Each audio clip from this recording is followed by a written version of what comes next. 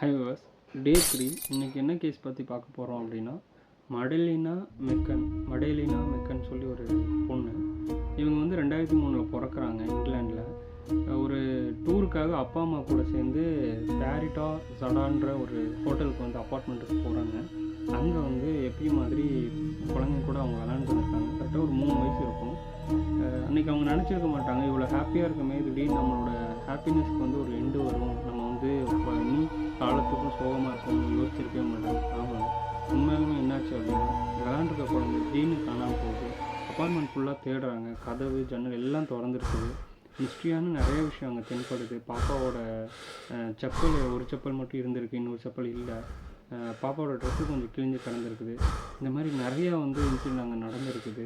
யாரோ வந்ததுக்கான தடம்லாம் இருந்திருக்கு. போலீஸும் விசாரிக்கிறாங்க, ட்ரோனு, நாய் எல்லாமே விசாரிக்கிறாங்க. நிறைய பேர் வந்து அதுக்குன்னு தனியாக ஒரு போலீஸை நியமித்து அவங்களும் தேடுறாங்க. ரொம்ப நேரம் தேடுறாங்க, கிட்டத்தட்ட ஒரு 1.5 வீக்ஸாக தேடுறாங்க. மக்களும் நிறைய பேர் ப்ரொட்டஸ்ட் பண்ண ஆரம்பிக்கிறாங்க, எங்கே போணுச்சு அந்த பொண்ணு அப்படின்னு சொல்லி.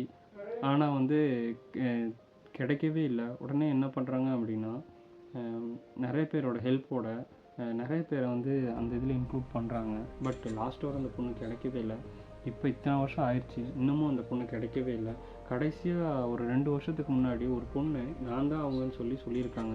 ஆனால் யாருமே அதை நம்பலை. டிஎன்ஏ டெஸ்ட் எடுத்து பார்த்து இல்லை அப்படின்னு சொல்லியிருக்காங்க. பேரண்ட்ஸ் இப்போ வர அந்த பொண்ணு எங்கேயாவது உயிரோடு இருக்கும், யாராவது வச்சுருப்பாங்கன்னு சொல்லி ஒரு நம்பிக்கையில் தான் இப்போ வர குழந்தைய வந்து தேடிக்கிட்டு இருக்காங்க.